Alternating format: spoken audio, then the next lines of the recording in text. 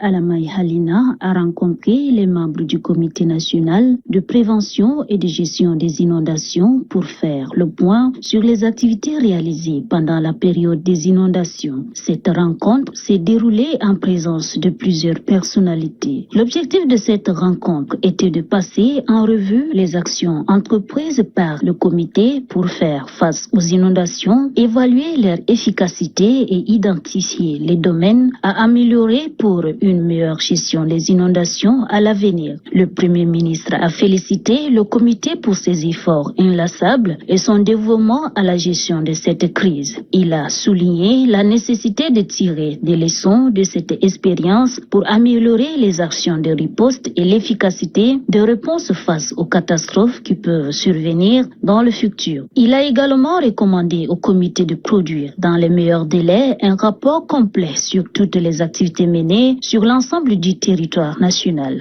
Pour des raisons de traçabilité, mais surtout de transparence, ce rapport doit faire la situation exhaustive et détaillée de l'ensemble de matériel reçu. Naturellement, le rapport doit mettre en relief les propositions pertinentes et concrètes d'actions durables qui nous permettent de relever le défi lié aux inondations futures et leurs effets dévastateurs. Ce rapport sera donc un outil indispensable pour orienter nos actions futures.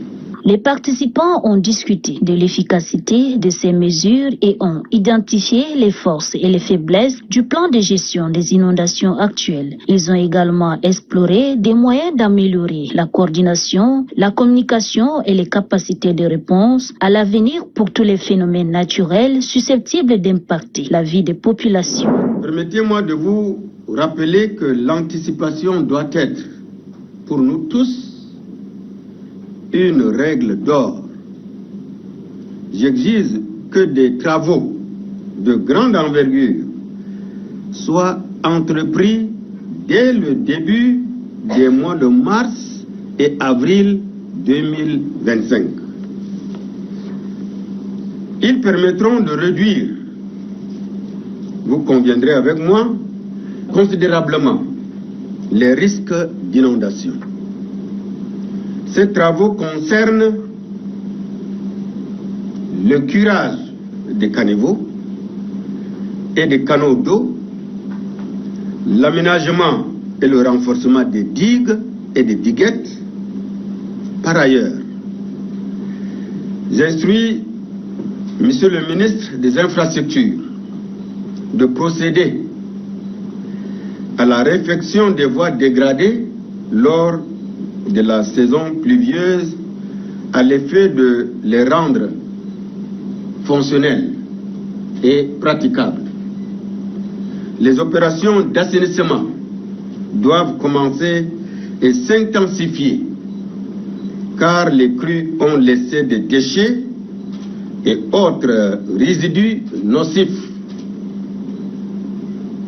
Je vous invite avec à la tête le ministre de l'administration du territoire et la commune centrale ainsi que les communes d'arrondissement à engager des travaux appropriés pour éviter tout risque sanitaire ou environnemental. Madame le maire de la ville de N'Djamena, mesdames et messieurs les maires d'arrondissement, vous devrez vous atteler chacun et chacune en ce qui le concerne pour rendre notre cité et nos arrondissements propres et